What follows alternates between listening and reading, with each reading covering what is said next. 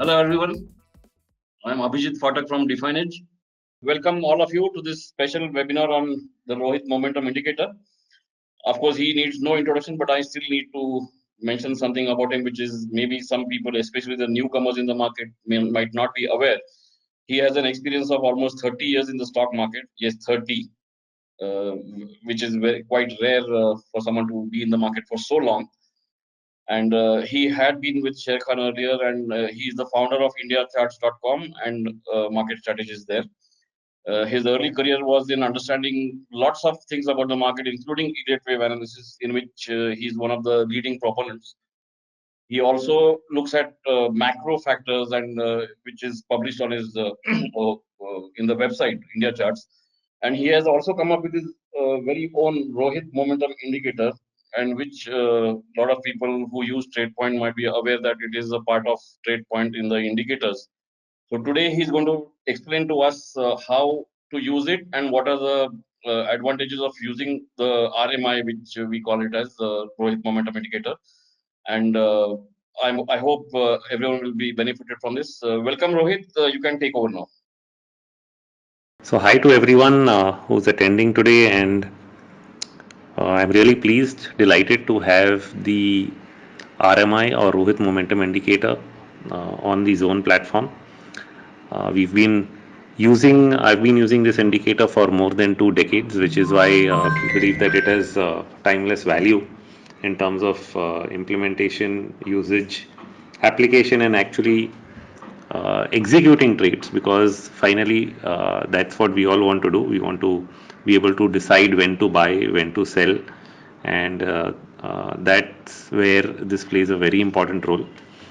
Uh, taking an opinion on the market is just one part of the deal, but when you have to actually execute, you need to use something which really works smoothly, gives you an early indication of entry and exit, and that's where this was useful. And so I developed it based on initially looking at all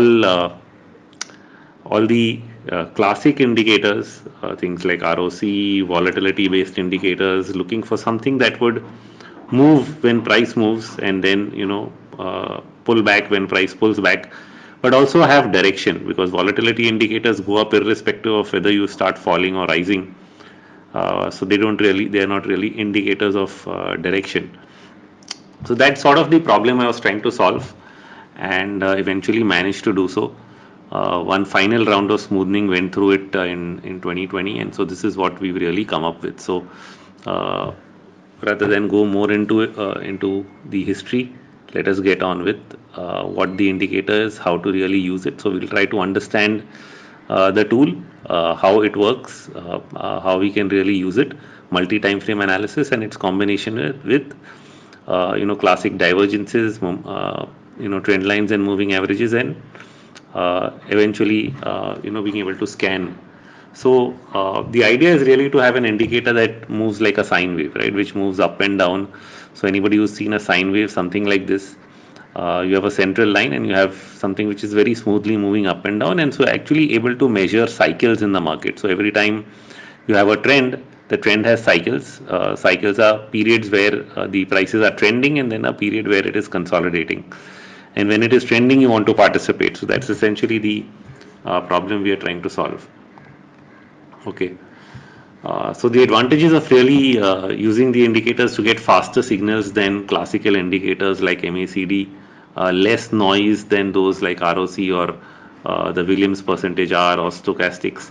So you wanted something that's which has very few whipsaws, doesn't have noise, and also it's not range bound. Like when we think of things like RSI, Williams percentage R, or stochastics, they actually range bound indicators that move from 0 to 100. So moment you reach an overbought zone, you start thinking that okay, prices have moved too far. But in a very strong market, prices can keep moving, and so you don't want the indicator to curve over and give you a sell signal simply because prices have moved very far, and you want it to actually give you a reversal only when time has come. So that's sort of which is why we use non-range bound indicators. Now within that non-range bound, MACD is usually the most popular with people, But the main problem is that it's very slow. Sometimes 2-3 days of a move is already gone before you get a buy or sell signal. So that is sort of the other problem that we end up solving. And then using it across time frames and then doing multi time frame analysis, because execution is not a single time frame job. It requires you to look across time. If you're really looking at reducing a lot of bad trades, that's essentially what we recommend you do, and so we'll look at how to do that. Okay, and it can be used across securities and time frames, whether you're using 5 minute, 10 minute, 1 hour, 2 hour, 1 day, 2 day, quarterly, yearly. All time frames, same setup, same indicator works for us, and across securities, whether it's indices, stocks, commodities, currencies. So none of that really matters. So how do we really plot it? It's very simple. So I'm going to keep switching between the indicator and the zone, simply to show you how it's going to really be plotted.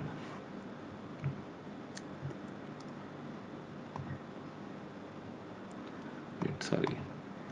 Okay, so we go to the indicator list, scroll down, and you'll find the Rohit momentum indicator right there. There are also two variations to the indicator. We'll try and understand the main one first, because the variations essentially are an improvement or to get slightly faster signals based on whether you have a more bullish bias or a bearish bias on the market. But we have which is right in between, and that's what we'll start with, because that will set the course.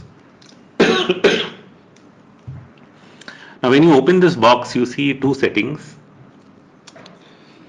The reason we've kept these two settings is to be able to help people who want to try variations, because that's what humans tend to do.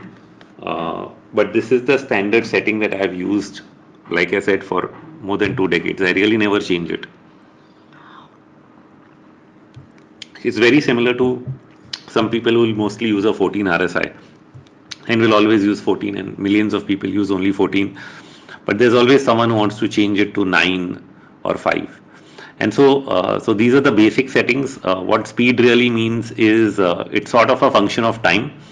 So at a 5 speed, we'll essentially be taking certain zones of time, okay, and putting it together, and that gives you a starting point. So the reason we've given it to you there is that if people want to really increase the amount of data to take into calculation, you can increase the number.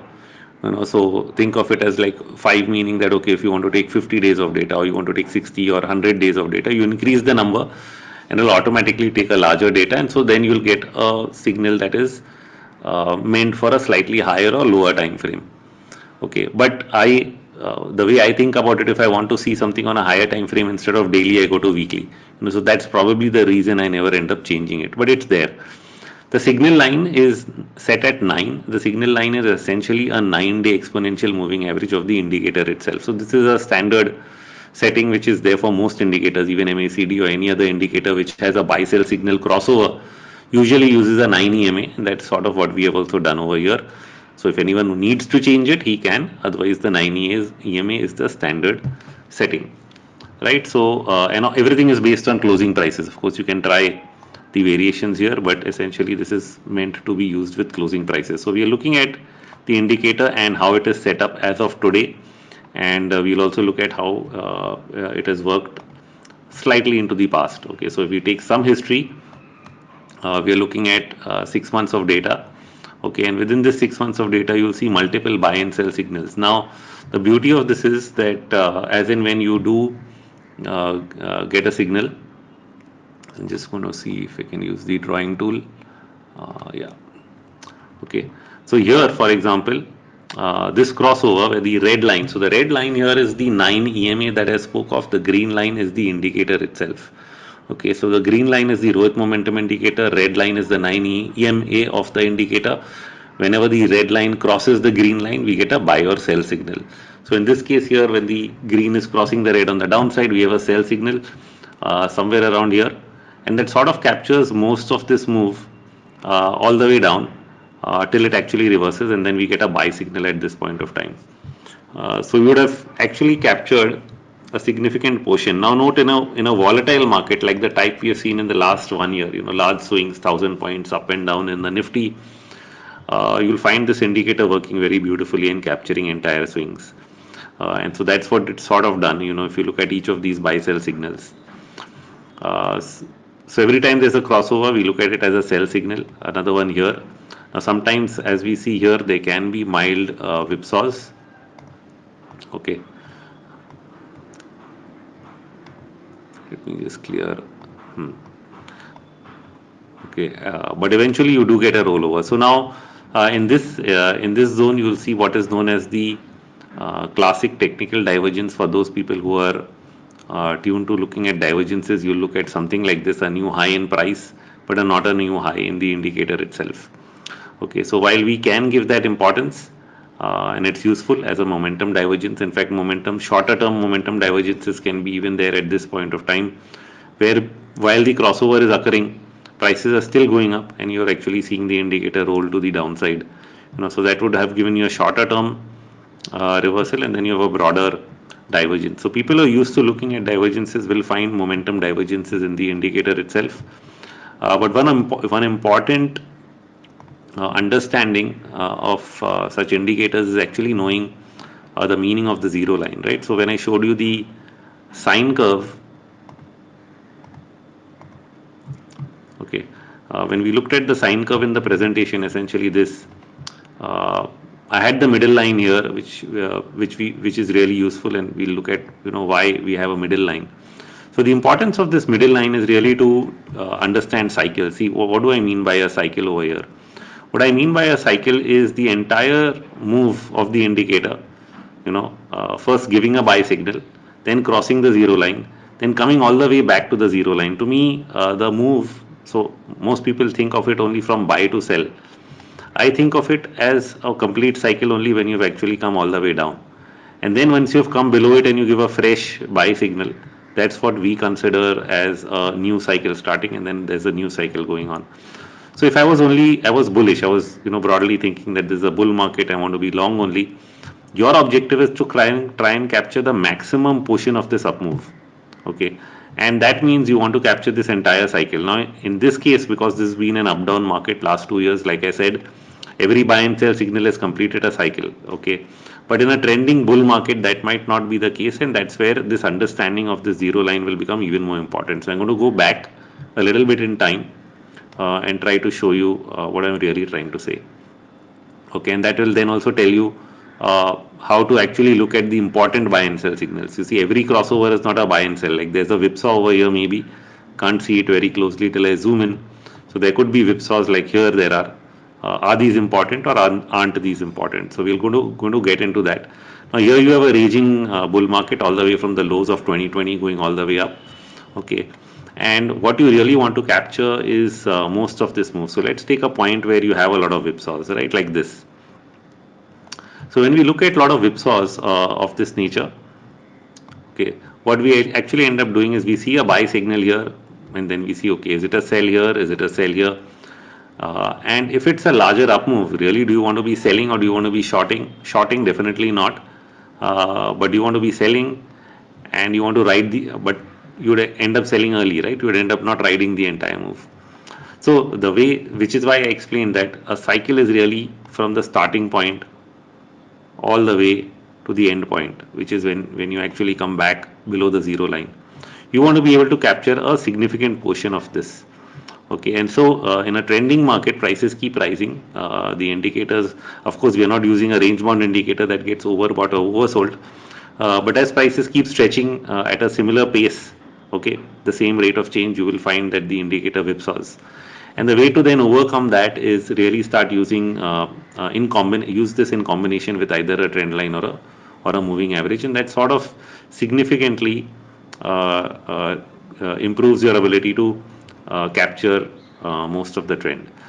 So the main advantage here is essentially if you've looked at this indicator and you compare it with anything else, is you'll see that the buy signals come pretty early in the move. Moment it starts happening, a day or two before, like I said, even the MACD, couple of days before, and that's why it's probably the fastest in giving you these signals. The next important thing becomes riding the entire move. And so once a move is in place, you can even use classic Dow theory in terms of, if you're making higher highs from year to year to year. Okay, as long as you're making higher highs, you continue to ride the trend. The next thing I said is you can actually use things like either a trend line or a moving average for that purpose. 1 second.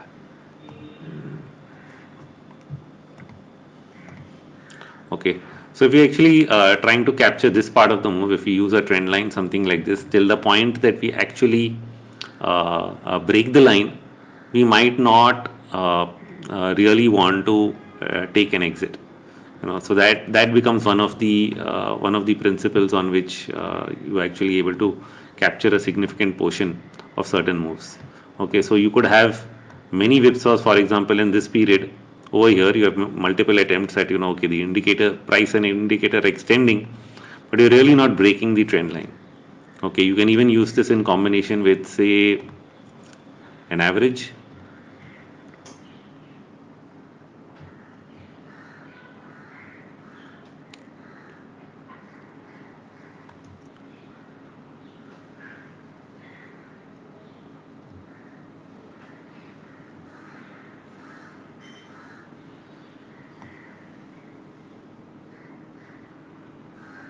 It will be single moving average. Yeah, acha, okay.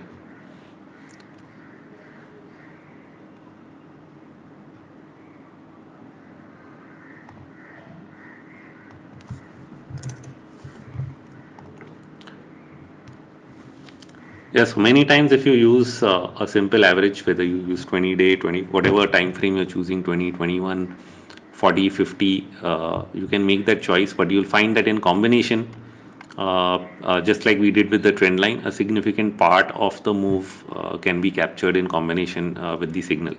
So in trending markets, you might really want to do that. You'll find that prices don't really break key averages once you have a buy signal, and you can actually ride a larger portion.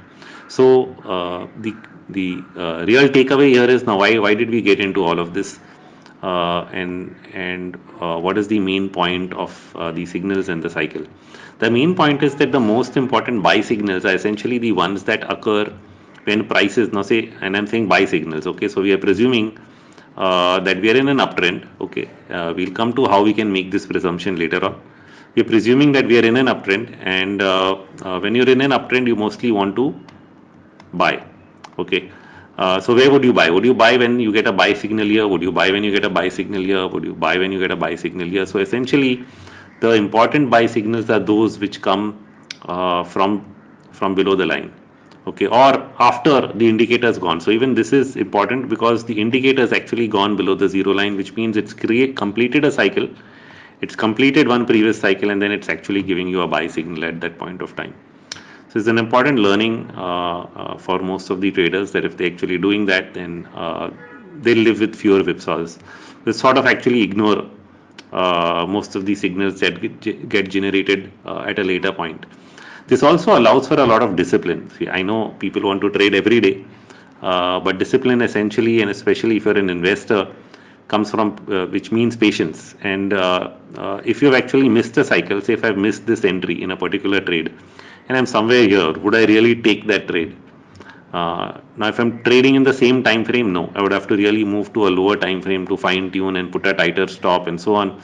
Otherwise, I would simply say, okay, I'm going to be patient. I'm going to wait for the next cycle, and I'm going to wait till I get a proper signal all over again. Okay, and that patience sort of many a times saves you. Okay, even if you booked out, say for example you entered over here. Okay, so we end up buying at this point of time, and somewhere along the way we end up selling. Okay, say we sold here also. Would you enter again just because you're getting another buy signal along the way?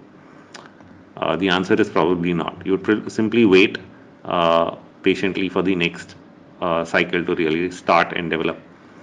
So those are the better risk rewards. Usually a signal which develops from this point of time, you can actually put a stop near the lows, and those are the more reliable signals. The same is also true in a bear market. Okay, so if we were in a bear market or in a up down market as we are seeing now, a volatile market as we are seeing in the current phase, Okay, in this situation, prices are going up or down. So if you're looking at a downtrend, the same is also true with counter trend moves, right? So if you say, take here, you have whipsaws. Would you give these importance? So if you're essentially looking at shorting this market, so you're thinking that you want to be on the sell side, you got a sell signal, fine. You're trying to ride this. Would you sell over here? The answer is no. And if you've exited at some point of time and you're looking at re-entry, the re-entry would only be after you've gone back up and given a fresh signal, which is somewhere here. Okay, the rest of it is just noise. So the rest of it is also patience. So apart from being noise, it sort of gives you patience to wait for something to play out. Okay, and if it hasn't, uh, then there's absolutely no hurry. So if you're actually over here and we're thinking, oh, this is reached here, now should we short the market? And this would be in buy mode. I would actually say no. If I really want to short this market, I would say no, because the indicator doesn't agree, and it's not even gone above zero. So not having done that really doesn't put us in a good place. So that's how we think about the zero line. The signals that you give importance to are really important, and then using it in combination with something further helps you in enhancing the output.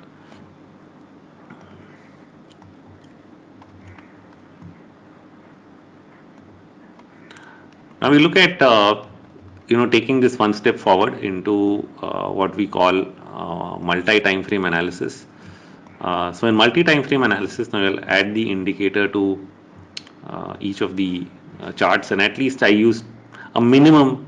I'll use a minimum of two. So let's try to do this with two. I use a minimum of two time frames, but usually I'm used to using three. But let's at least first understand the concept of using two, why we do that, and where it really helps.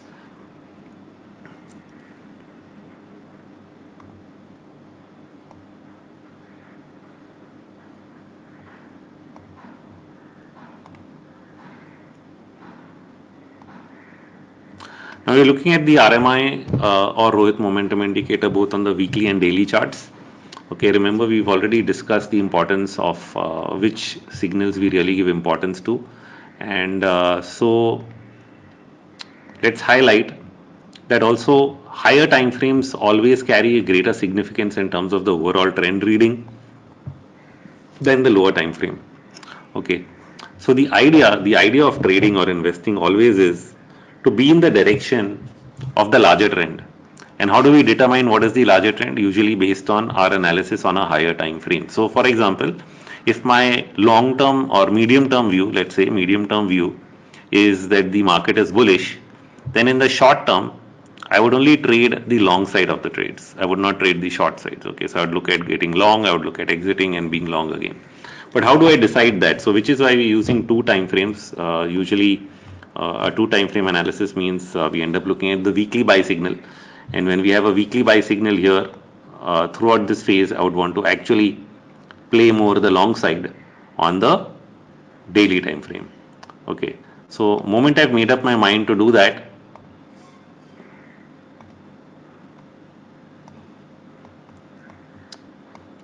which refers to this entire period, I would be looking at every buy signal as an entry, right? So it continues to remain in buy mode.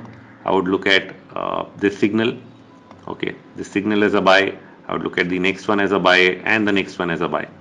Okay, so every buy signal on the daily chart would therefore be a buy signal because the weekly is in buy mode. That's sort of removes a lot of the bad trades that you could probably do, especially by trying to short the market in the near term.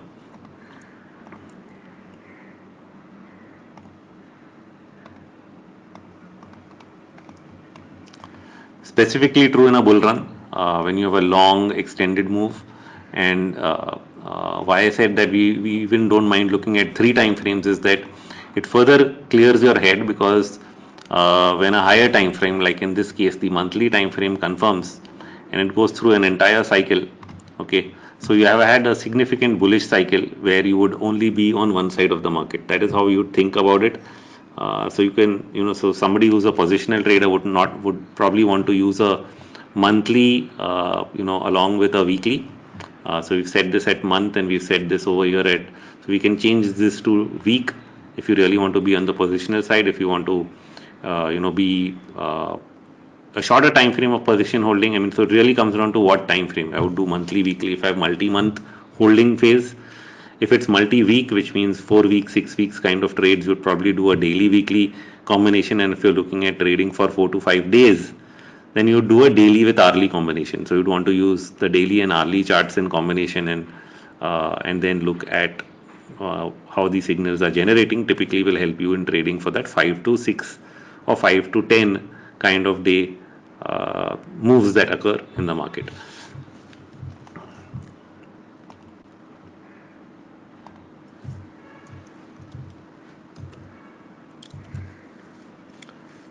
So we've sort of understood these aspects. That is how we plot it. We have an indicator and a moving average. The crossovers that essentially give you buy and sell signals, the most important ones being those which occur after the indicator has gone above or below the zero line. Pay attention to price divergences as they do occur at points of time. And in actual execution, we may actually use it in combination with a trend line or a moving average, and prefer to use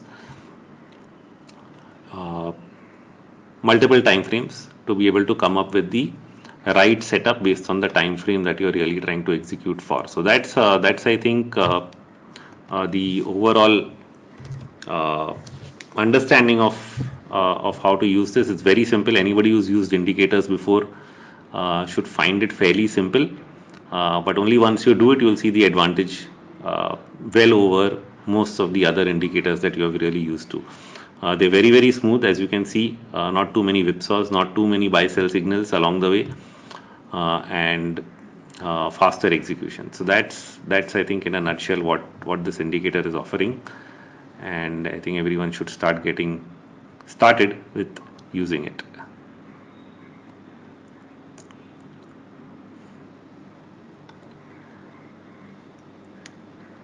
Yeah, there are a few questions. One question is, can we use it for intraday? Definitely. So I did mention that if you're using a shorter time frame, you have to start looking at a combination of maybe daily and hourly. Okay, so moment I'll move to weekly. Okay, moment I'll move to an hourly. Now you can actually see it right now in this combination. We've been, say for example, we've had a buy signal over here, right? So this entire time period over the last couple of weeks since the beginning of October, the RMI is in buy mode. Now within that time frame, if we actually look at the second chart,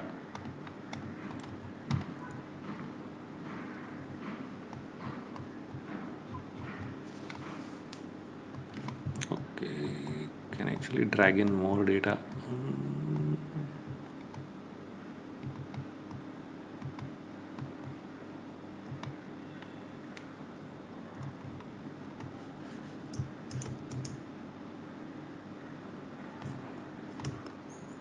Okay.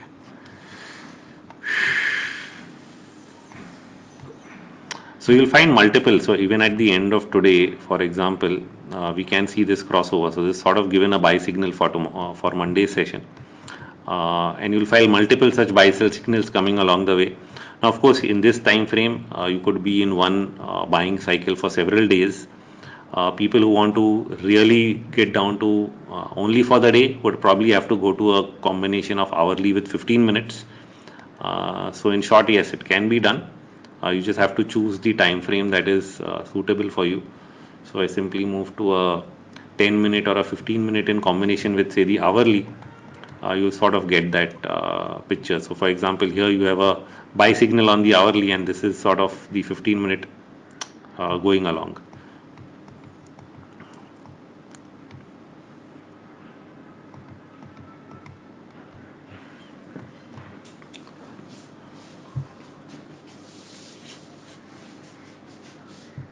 Another question is, how can we interpret it in triple time frame? So triple time frames will take you a little while.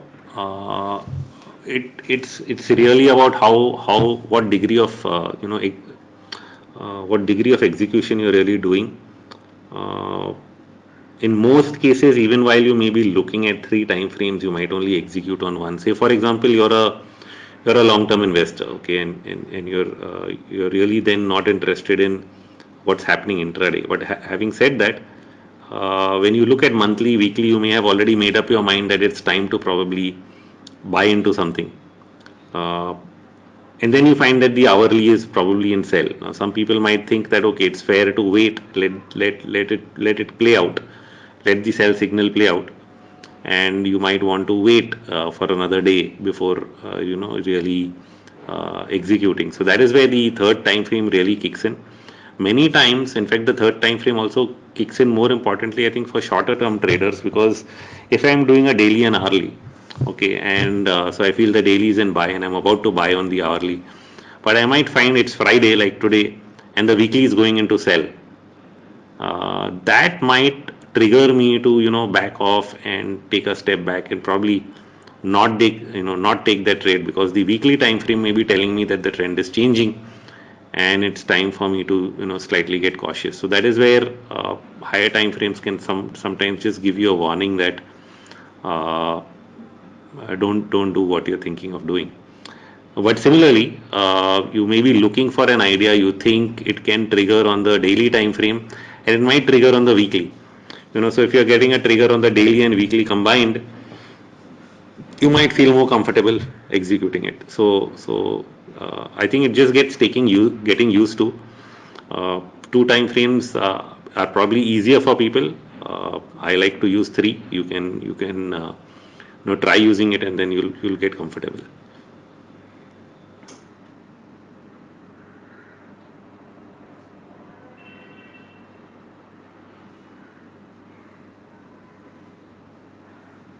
Next question is when to short, above zero line or below zero line only?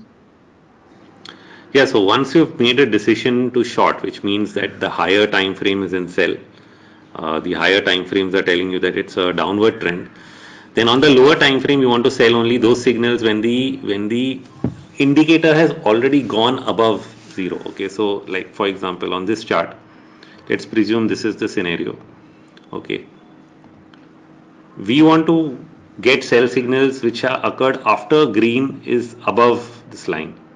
That doesn't mean that the sell signal should necessarily come above the line. Okay, it's possible that you cross above, fall, and then the sell signal comes below, which we saw on the daily chart. I think I showed that example for a buy signal, that the buy signal was generated only above the zero line, but the indicator had fallen below and come back. That is more important. So for example, here the indicator has not fallen below and come back.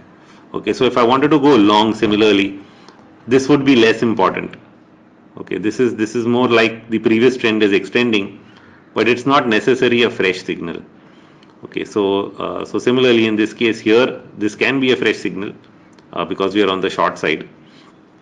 But if it was occurring below the line, then it would, without having come above. Here the green indicator is already above, which is why this sell signal is important. Like this one here, you are seeing on the hourly. Now this one is occurring going back into sell without actually have going above this line. So this is less relevant. This is most likely to be false. And as we discussed, it also has a positive divergence with price over here. So this was not a good reason to go short.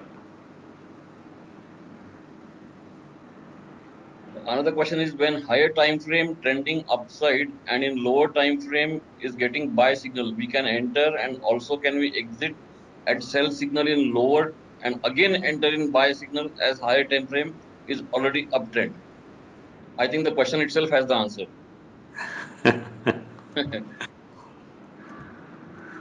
Yeah. So yes, it's if the higher time frame is in sell and lower gets a buy, yes, you exit and then you wait next signal again and you sell. Yeah.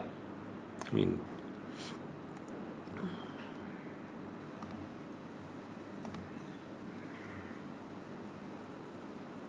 Okay, any more questions?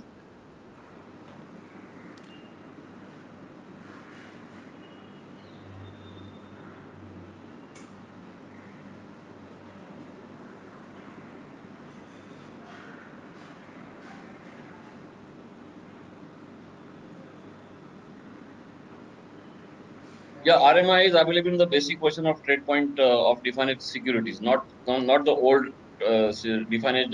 TradePoint of Definedge solutions. It is in the Securities terminal.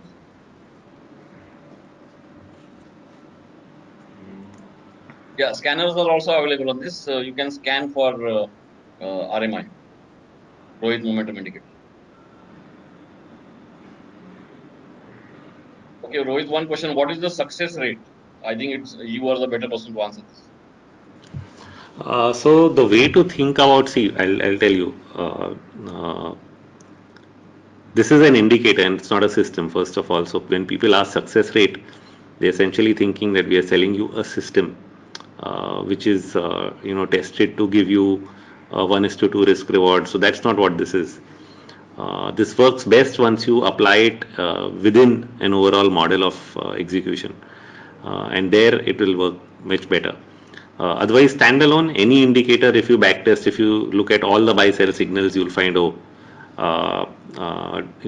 number of winning versus losing trades is always the same. It doesn't really change when you do single indicator analysis. So you have to always use a combination of tools, which is why multi-time frame here plays an important role. Now, testing multi-time frame has been very, very difficult because most of the simple software don't really backtest multi-time frame. And so often the execution has to actually be done manually. What I can tell you though, the way we are doing it in terms of the total usage, which is, we use many tools. I use Elliott wave analysis as well. But like I said, when it comes to executing view, this is our primary buy sell go-to indicator, and that has resulted with positive, returns over a very, very long period of time. Like I said, more than 2 decades that I've been using it. I have not felt the need to really go to any other indicator once I started using this. And most of the people who've been on my team and are on my teams right now, all of them use it. So we don't use anything else. We don't use MACD. We don't use, ADX. People get used to many of these other tools. They get used to, whether it's stochastics, William percentage, nothing. I think apart from this and a moving average and maybe an RSI, okay, trend lines, we've really not needed to go beyond this small tool set, because the signals of the system do most of the job. So that's all I can say for it. We can't say that, okay, you can never say for an indicator standalone that all the signals work. You have to filter out the bad signals, which is why I've gone into detail on how to do that. One is with multi-time frame, and one is by using some simple additional tools. And once you do that, then possibly a significant number of the bad trades are out of the system, and it should work for you.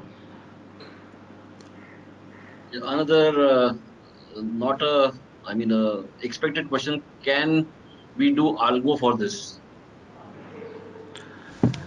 Right now, you don't have the code, so I don't know how you will do it. I am a strong believer of manually executing trades, because algos always reduce the somewhere, because algos end up needing rules to overlook certain setups, and therefore sometimes some good setups get missed. So I think I get much better results when we actually do manual trades based on our own observations, and therefore I have not gone into doing it algorithmically, but can be checked.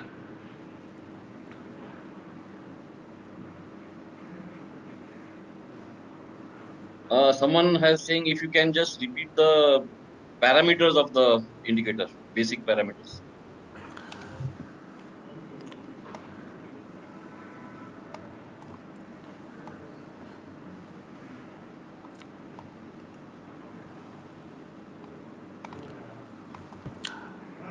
So there are only two indicators, so it's very simple.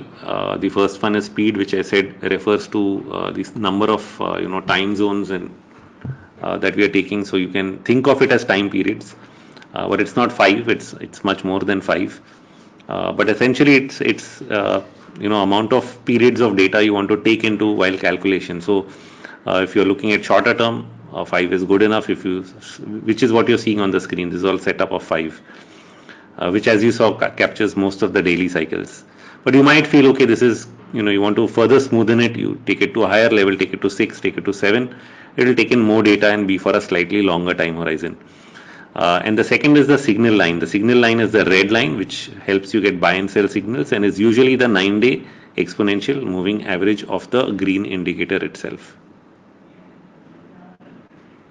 Another question is, if there is a buy trade, can it be traded through options or direct Nifty? No, that is something to do with your own trading style and the options Greeks or maybe even the options momentum. So I don't think it has anything to do with the indicator itself. As long as there is a buy signal, what you do with the buy signal, it's up to you. Whatever other buy signal you get on any other indicator, whether you trade option, naked calls or spreads or whatever, isn't it right, Rohit? Yes, that's perfectly right.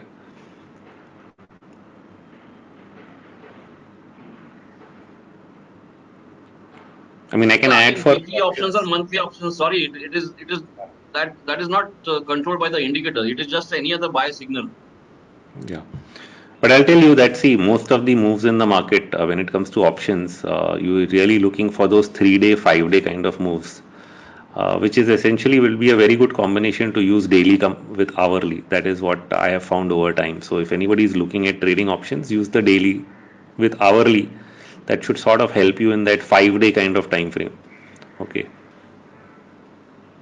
Yeah, and maybe it is just my guess after observing this indicator for a couple of months that it also depends on the origin of the. I mean the where it has reversed. If it has reversed at the bottom, maybe naked calls or spreads. So if you want to play safe, maybe spreads, credit spreads.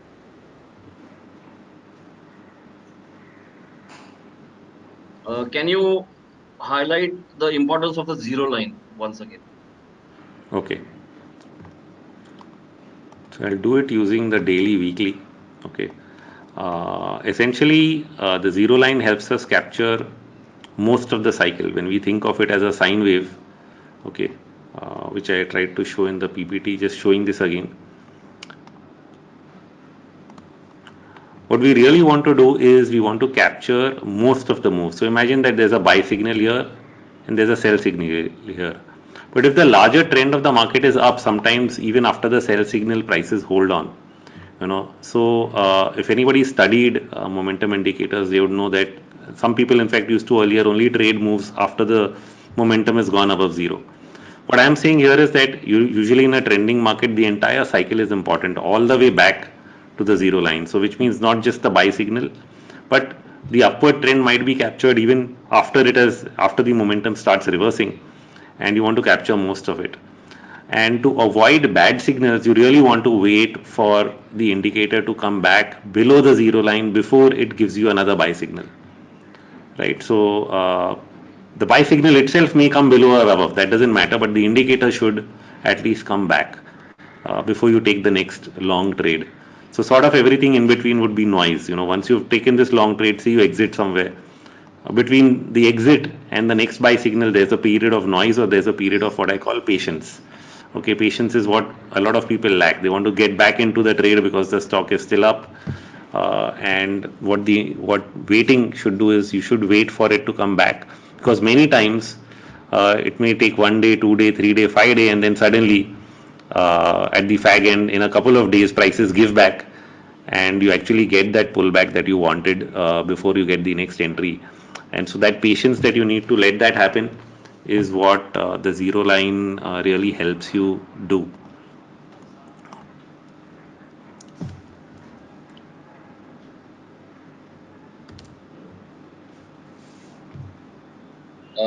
Someone is asking, can you show this on any stock? Maybe Asian Paints.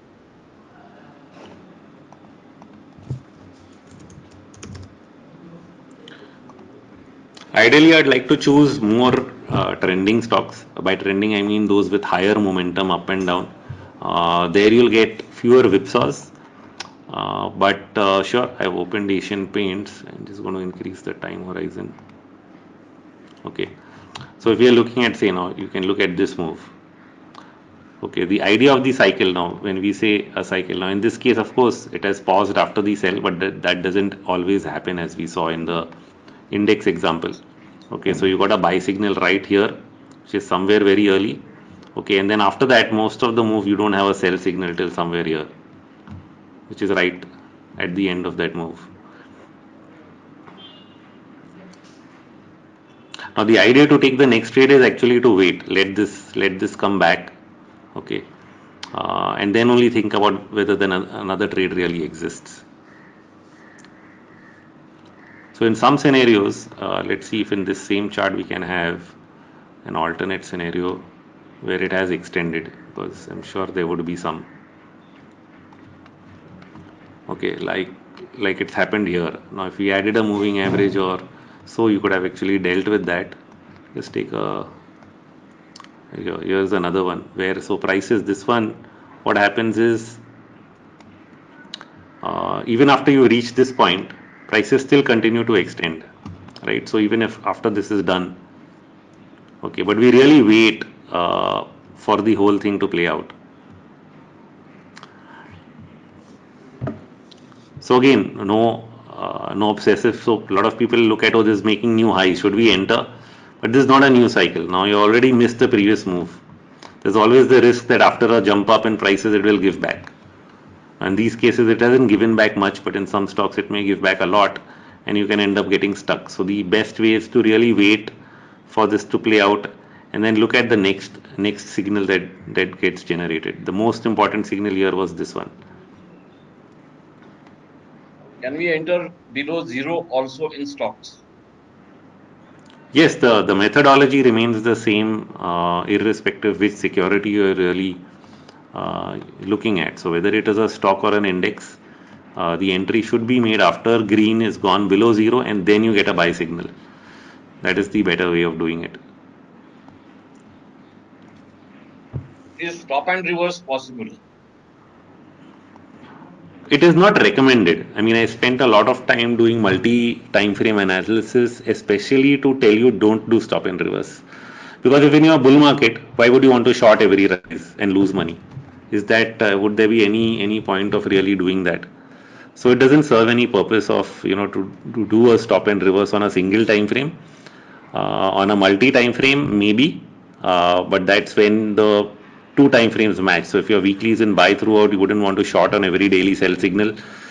Similarly, once the weekly is gone into sell, then probably you'd want to short the sell signals on the daily, and so that means you will not be doing a stop and reverse on every signal. You won't go from long to short and short to long. That will not work. For that, you need a very different type of system. I suspect his question was maybe something to do with Nifty futures or Bank Nifty futures on a intraday basis or swing basis, stop and reverse. But even then, if I was using 15 minutes with 1 hour, I wouldn't go long to short on every 15-minute signal. I would wait for the hourly cycle to change. Yeah. Someone has asked to if you want to look for momentum, look at Adani Enterprises as an example. Absolutely. That is a very good example.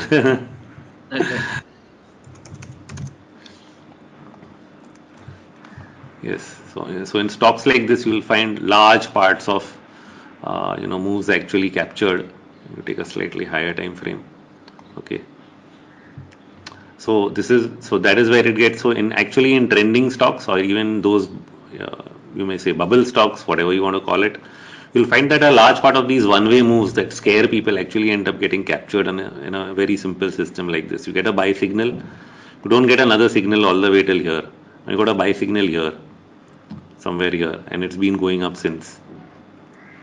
So you get much smaller amount of noise, and you're able to capture a significant portion of the move as well. In fact, I can see here from that earlier decline from around 2300 to around 2000, the indicator dropped very fast on the Yeah. left hand side. Yes. Left hand side. Uh, This one, no, what? this one. Yeah, this one. Yeah, Yeah. that can scare people, as you said. Yes, but so that is why you don't want to short an uptrend. That is why if I move this to a weekly, so let's put it, say for example, just put it here. Add change. How do I change the stock here? No, same way from the left top. You just Just click highlight on this this and chart. put it here. Okay. Yeah. So yeah, so now when we are looking at the weekly, or if I end up looking at the monthly, if I find it in buy mode, I don't really want to short every cycle. In fact, I think after the buy, as I can see here, this has come up from zero, given a buy. This has not come back down, which means this is still an ongoing trend. So that understanding is very important. So if this is an ongoing trend, okay, then here I only want to be long. I don't want to really be shorting. And these cycles, like you spotted, they complete very quickly. Once it starts to consolidate, the indicator will come right back down and then start waiting for another move to start.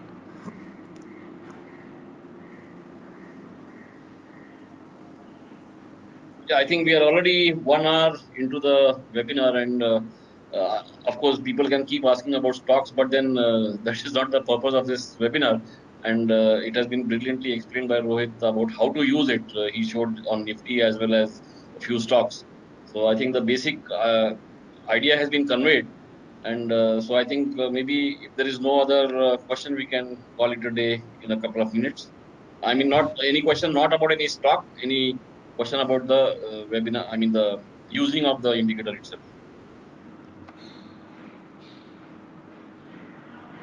Yeah, it can be used on point and figure and Ringo charts, and we'll show it later.